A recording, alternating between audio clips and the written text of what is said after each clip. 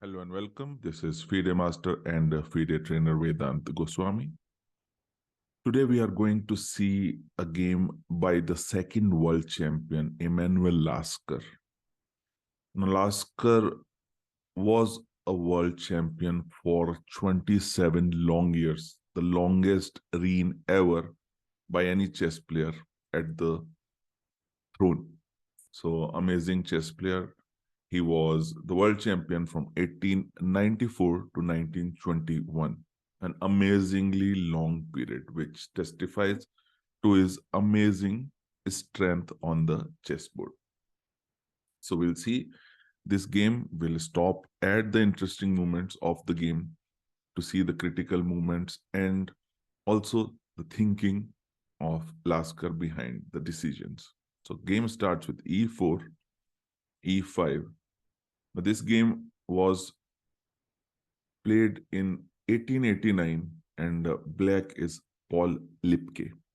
Okay, so NC3 and F6, G3. This is a sideline, not too regular. Idea would be to fianchet to the bishop and control the d5 square. So bishop c5, bishop g2, castles, knight e2.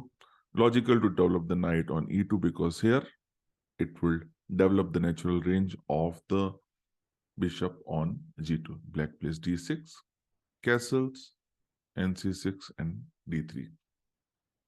Bishop e6, and already a very interesting moment. Now, black is planning the freeing break d5, which is very thematic in this position, and will free up the position for black, giving him almost immediate equality.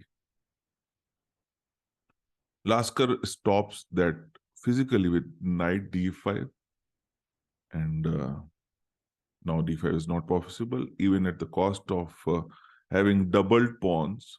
White is stopping the freeing break, so bishop into d5, and of course knight d5 would be a blunder because e d5 forks the piece, and this is a very common mistake, so need to be aware. So bishop into d5, e into d5, knight e7. Now both the knights are threatening to capture the pawn on d5, and there are many ways to say it. Knight c3 is possible, c4 is possible.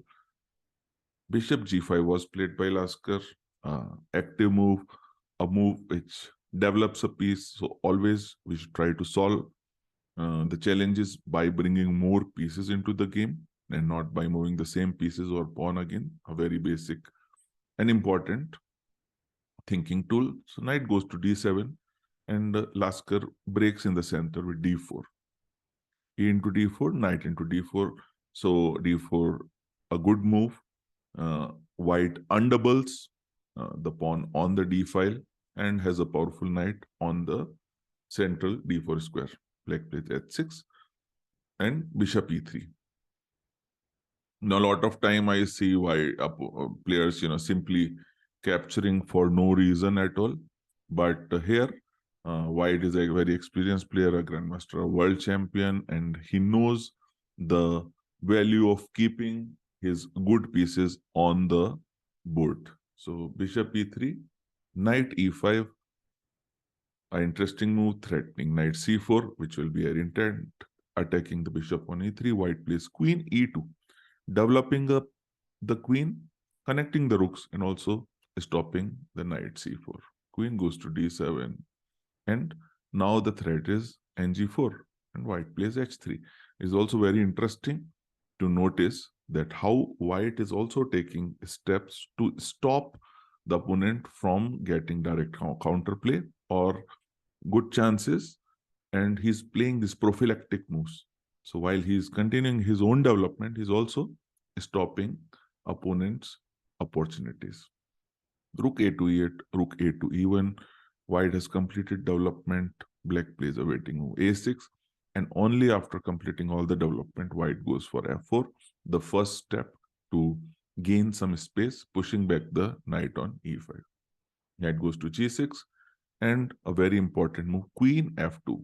If you see, the queen was on the same line, and actually there was a direct threat. So let us say we make a move like this. Black can take this and play nf5 and forcing white to give up the bishop, which is a very important piece, because if this bishop is gone, white is only left with this bishop on g2, which is kind of the bad bishop because it is blocked by the pawn on d5. So queen f2, again a prophylactic move, seeing the opponent's threat. Black goes bishop into d4, knight f5, and now bishop c3. So the prophylactic move queen f2 allowed white to retain his powerful bishop, which is now happily looking at the king side. Rook into e1. Black start to simplify the game. Rook e8, and small improvement of the position is bishop f3, takes, and f2 e7. Now, this we are coming to a very interesting moment of the game. Though white has some advantage, he has more space, he has the double bishops, but still black is holding tight. There's no direct attack, and it looks like a defensible position, though passive. Okay, so Lasker at this moment very cunningly allows a double attack. Queen a4. Now, while he is sacrificing a pawn, the very important thing to notice that he's luring the black queen away from action, away from her defensive duties on the king side. And that turns out to be the critical point. So white doesn't play some crazy queen v1 or something, which I know a lot of us could have played. He plays queen d2, a very subtle move. Queen into a2, giving up the pawn. And now the important thing to note is that while two moves back, the queen was in a very nice central position. Now it is in some corner of the board, and retreating from that is not so easy. White played queen d4, very nice move, creating a single move checkmate threat and also preventing the black queen from taking the same path again, back to safety. Black plays f6, queen e4. And now white pieces are getting ready to infiltrate. Queen b1, and white goes h4, threatening h5 and winning a piece. Now it is always in this game, from queen into a2, just keep in mind how the misplaced black queen and gave all the opportunities to white. And I see this in lot of cases. Lot of players are just unable to resist the temptation of going to capture a pawn in any random corner of the board. That can turn out to be pretty bad, like in this case. So this is a perfect example to showcase that. So best is keeping your pieces organized together in the center of the board. Best thing to do.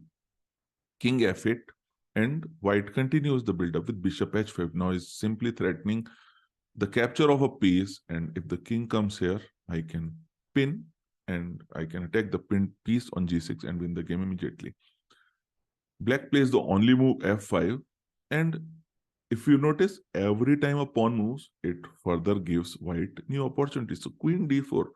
Now, again, I'm threatening checkmate, and now there's almost no way to prevent the loss of a piece. So black goes for queen c2, king h3, and queen e4. A very interesting move. And if you're not careful about it, it can be pretty fatal, because black is also threatening a one move checkmate. So queen into g7, king e8, bishop into g6. So white wins a piece, but now is the important, the grandmaster move, the move worthy of a world champion.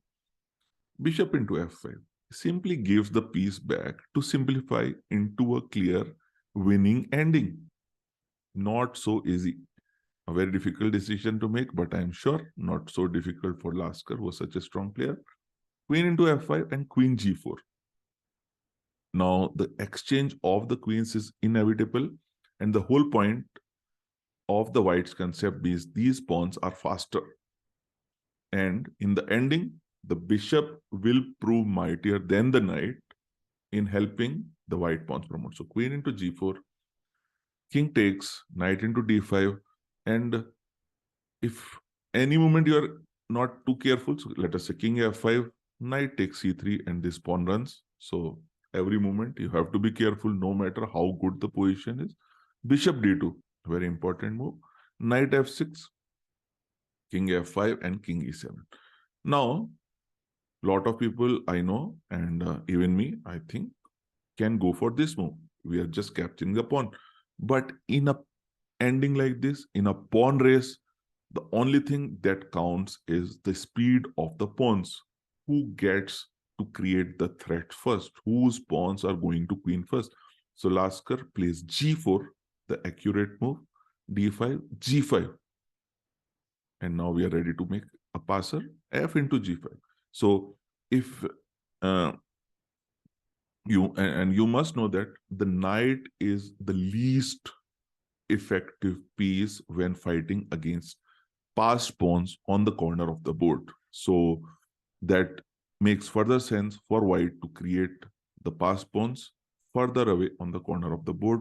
Black plays nd7, g6, king f8, white pawn just keep rolling, d4, h6, king g8, h7.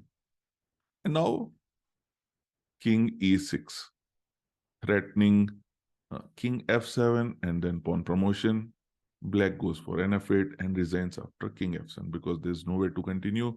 If knight takes, king takes, and it will be checkmate in 2 moves. So a very interesting game. A very powerful demonstration of how